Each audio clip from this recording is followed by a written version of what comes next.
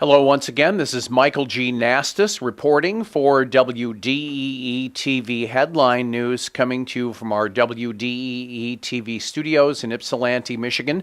This is the Halloween edition of Headline News for this Friday, October 31st, 2014. We have 5 top stories to present to you today, and our top story comes from Heritage West and writer Ben Baird. Michigan State Police, in cooperation with local police agencies, conducted a fugitive sweep of registered sex offenders to determine if they were in compliance with the law and living at the location they report. Approximately 120 law enforcement and public safety officers belonging to agencies from Washtenaw and Livingston counties participated in a multi-agency sex offender fugitive sweep on October 28th and 29th in the 2 counties, according to an MSP press release. During this sweep, officers targeted sex offenders having outstanding arrest warrants for violations of the Michigan Sex Offenders Registration Act and conducted residence checks to verify registered sex offenders were in compliance with the Michigan Sex Offenders Registration Act, living at their reported addresses. A total of approximately 100 residences were checked and 12 arrests were made by the end of this sweep. Various charges including failure to register, failure to verify an address, failure to change an address, living within 1,000 feet of a school zone, and failure to register internet profiles with the Michigan Sex Offender Registry. More on this story can be found in our local news feeds link on our website at WDEETV.com. Coming up next, an Augusta Township clerk is missing as the township appoints a new one. At Morgan Taylor, buy 2 suits, get a 3rd suit free. Morgan Taylor is located at 133 West Michigan Avenue in Ypsilanti. Clothing and accessories for men, women, and children at Morgan Taylor. Open Monday through Saturday, 10 a.m. to 6 p.m. Call 734-221-0296. Ask about layaways and in-store financing. At Morgan Taylor, buy 2 suits, get a 3rd suit free. Welcome back to another edition of WDEE TV Headline News, coming to you from our studios in Ypsilanti, Michigan. We thank our good friends at Morgan Taylor. Buy 2 suits, get the 3rd one free. Our next headline story comes from the Ypsilanti Courier and writer Ben Baird. Because Augusta Township Clerk Kathy Gischak has been absent from Township Board meetings for months, and because meeting minutes are required under law, the Township has agreed to pay a former clerk to take the minutes. Board members voted to have Iva Bilek, who previously served as Township Clerk until 2004, and also ran again for the position in 2012. She'll take the minutes from now on. The board voted 4-1, with trustee Kathy Howard voting no. Augusta Township Supervisor Pete Hafler began this process by asking Bilek at the start of the October 28th Township Board of Trustees meeting if she was willing to take those minutes. Bilek, speaking from the audience section, said she was willing to do it even without pay. However, Hafler told her even if she would work for free, the township is required to compensate her, so it was agreed she would be paid an amount comparable to what the clerk makes hourly. Hafler said there has been a regular problem with having minutes taken. Trustee Joe Keefe said it would be quicker to just have Gischak do the minutes. Hafler says he doesn't disagree, but unfortunately, she has been absent from meetings for months. The board could later change this decision if she decides to return, he said. According to meeting minutes on the Augusta Township website, Gischak has not attended a board meeting since June 9th. Since then, there has been 9 regular meetings and 1 special meeting. More on this story can be found in our local news feeds link on our website at WDEETV.com. Coming up next, Washtenaw County's Health Department is monitoring one symptom-free traveler for the Ebola virus.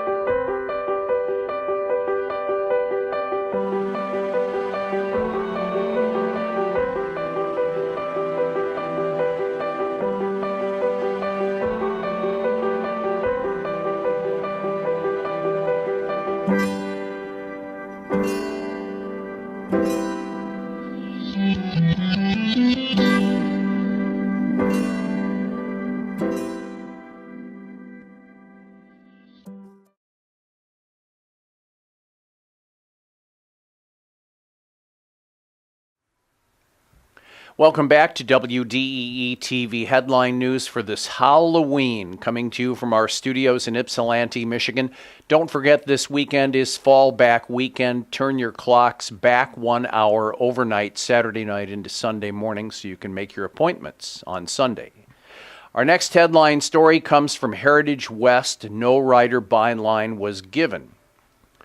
Washtenaw County Public Health is currently monitoring one recent traveler who has no symptoms and is considered low risk for Ebola as a precaution. The individual has no known exposure to Ebola and no symptoms, according to a statement from the County Health Department. Quote, "It is important to remember that the individual we are monitoring is not sick," said Ellen Rabinovitz, health official for the Washtenaw County Public Health Department. She continued, "This person does not represent a health risk to others and remains symptom-free." Washtenaw County Public Health staff will complete twice daily temperature and symptom checks with this individual or any individual under active monitoring until the 21-day period ends. No other restrictions are recommended for low-risk individuals who are not sick. Rabinovitz said that active monitoring is done to be extremely cautious and to provide a quick, coordinated response should a local case of Ebola occur.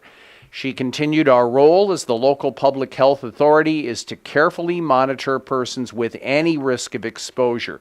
If someone becomes ill, we will work with our hospitals and healthcare partners to provide immediate isolation and appropriate treatment."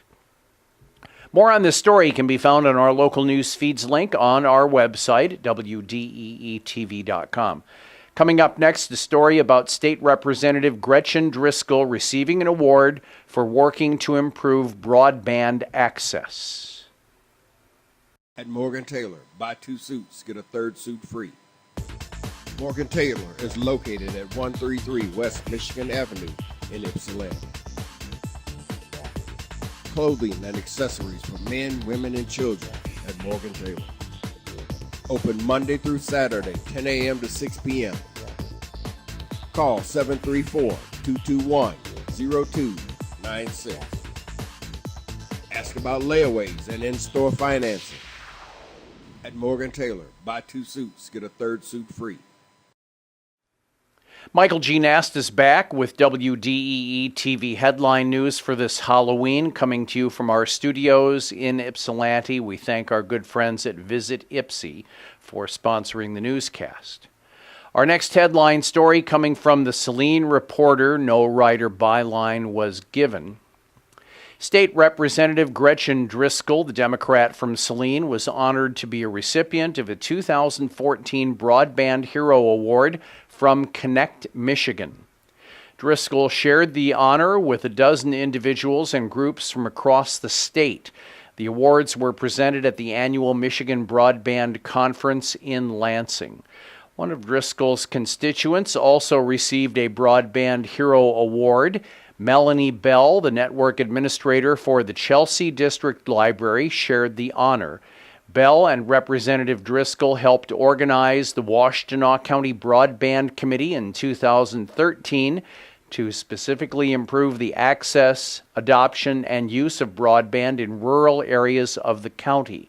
Partnering with Connect Michigan through its community-enabled broadband program, the group has identified specific areas in need of new or improved service. They shared this information with local providers to pursue solutions and are now exploring opportunities for local stakeholders to combine their resources to enhance services to residents and local businesses. Gretchen Driscoll said access to high-speed internet should be a fundamental piece of our state infrastructure, as broadband is vital to public education, economic development, and improves quality of life. She continued, "I'm honored to receive this award and will continue to work towards upgrading access in my district." Connect Michigan is a nonprofit organization that works with the Michigan Public Service Commission to improve infrastructure and access to broadband service across the state. More on this story can be found in our local news feeds link on our website, WDEETV.com, where we are connected with the world online. Coming up next, the Dexter Community Players will be performing a seasonal classic.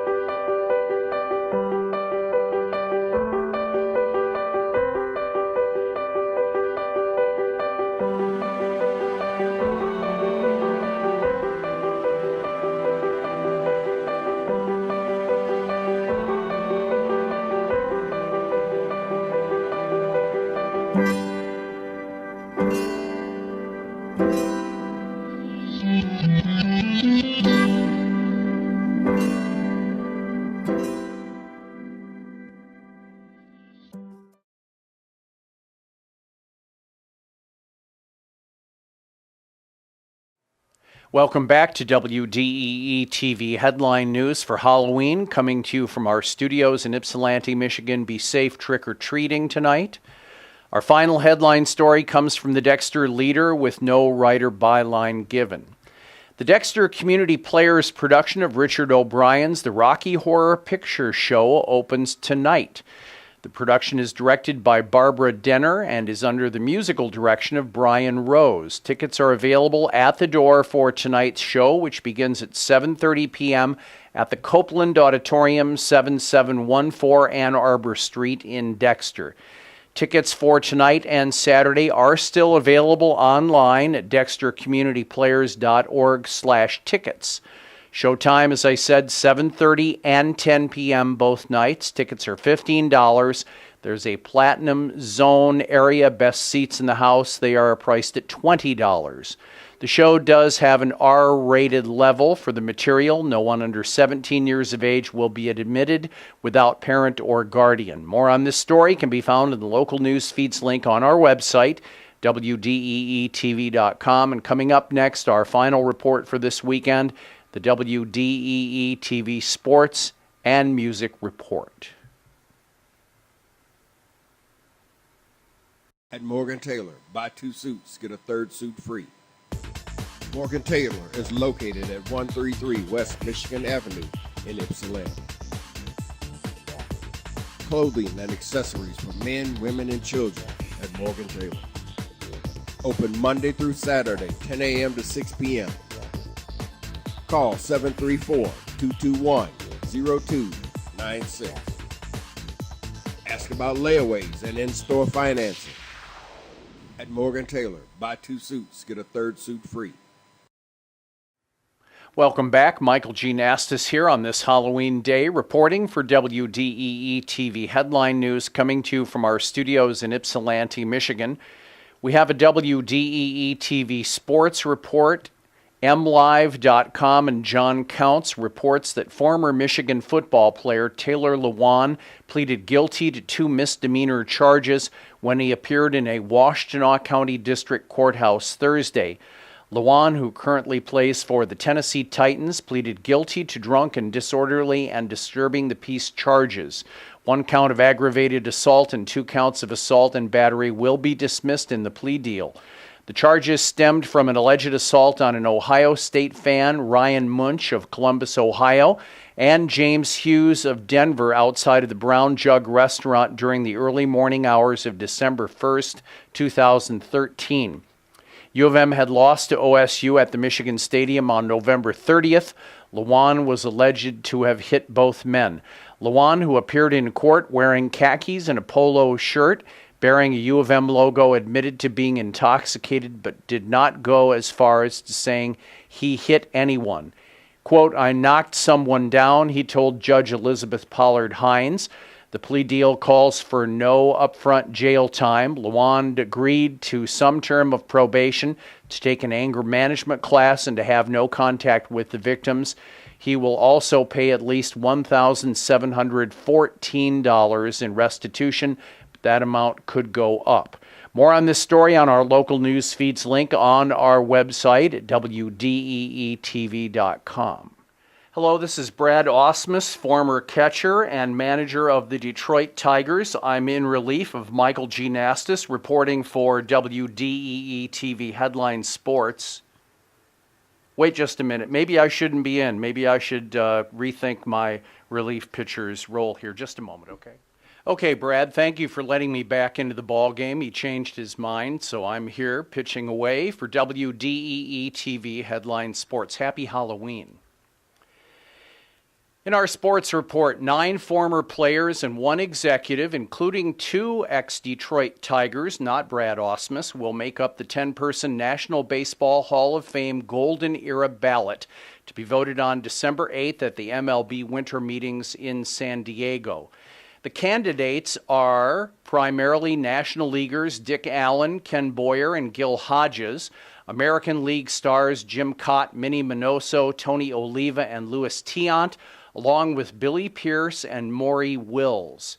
Pierce pitched for his hometown Detroit team on their championship club in 1945 before being traded to and starring for the Chicago White Sox on the Go-Go Sox World Series team in 1959. He helped the San Francisco Giants win the NL pennant and went on to another World Series in 1962. Maury Wills was drafted by the then Brooklyn Dodgers, conditionally traded to the Tigers, played in spring training games with the Tigers in 1959, and then was returned to the Dodgers before he played in the majors for Detroit. He became a star shortstop for the Los Angeles Dodgers in 1960, was an historic base stealer and earned World Series rings with the Dodgers in 1959, 1963, and 1965. Maury Wills was the NL MVP in 1962. Ex-Cincinnati Big Red Machine president and GM Bob Howsam is also being considered for Hall of Fame induction for his contributions as an executive. The little lefty Mike Maroth has found a new old home, Toledo. The city where Maroth pitched for the minor league Tigers AAA club before a stint in the Bigs is where he will work as the Mudhens' new pitching coach, replacing Al Nipper, whose contract was not renewed. Maroth has been in the low minors for the past 3 years as pitching coach with Detroit's A-level team in Lakeland, Florida, the Tigers' spring training site, and near his home of Orlando. Maroth is remembered for losing 21 games for the Tigers in 2003, the year they dropped in a historic 119 games. He played 6 major league seasons with Detroit and St. Louis and in the minor leagues with farm clubs of Kansas City, Toronto, and Minnesota. In WDEE TV Headline Music and Entertainment News, tonight Chuck Brodsky is at Ann Arbor's Greenwood Coffee House. Drummer Jesse Kramer's Acacia are scheduled for Cliff Bell's in Detroit. It's Lynn LaPlante's LL7 Latin Jazz Band at Baker's Keyboard Lounge. And the Paul Carey Trio with Benny Reeves do up Halloween at Rockefeller's Oyster Bar in Grosse Pointe Park. Saturday, you can check out Nessa with Rob Crozier and Kelly McDermott live at PJ's. Alicia Dudna and Hannah Shields at the Carytown Concert House in a chamber music violin and piano duet. Mary Slavin and Scott Gwinnell team up to play Pages in Farmington. The Tom Wall Gary Quackenbush Jam is at the Troy Motor Mall. The Mega 80s will perform at the Magic Bag in Ferndale, and Leah Tawil, Mike Curry, and Andrew Coltrane appear at Trinosofs. Super marimba player and Drupad vocalist Peyton McDonald is in from the East Coast, where he teaches in New Jersey at William Patterson College. The U of M graduate returns to perform at the School of Music in the Stearns Building at 2:30 on Saturday with Todd Hammis playing tabla, while Sunday night they'll be at the Canterbury House. Idaho native McDonald was here in recent years for the International Society of Improvised Music Convention. The R.J. Spangler Trio will be busy with a Sunday night show at Rockefeller's Oyster Bar and Monday starting at 2 p.m. at the Northville Public Library. Guests, respectively, for the dates will be the guitarist Ralph Tope and trombonist John T-Bone Paxton at the bar and veteran saxophonist Larry Smith at the library. Also Sunday night, another veteran jazz saxophonist, Steve Wood, plays at the Cadieux Cafe. Monday evening, if you missed him or heard him, saxophonist and clarinetist Tony Malaby returns from his performance at the Edge Fest to play solo at the Carytown Concert House. Wednesday, David Bazin and the Passenger String Quartet are on the bill at the Magic Bag in Ferndale. We encourage you to check out and support artists in their endeavors, and reminder to post your local events on Facebook. You will receive coverage from us. For WDEE TV Headline News, this has been Michael G. Nastos letting you know, don't forget to like us on Facebook, follow us on Twitter, subscribe to our Headline News link on our YouTube channel. All social media links are on WDEE TV. Have a great weekend. Turn back your clocks 1 hour. Enjoy the beauty of this world. I want to dedicate this newscast today to the memory of the late, great bass player Jack Bruce. Happy Halloween. So long, everybody. See you next week.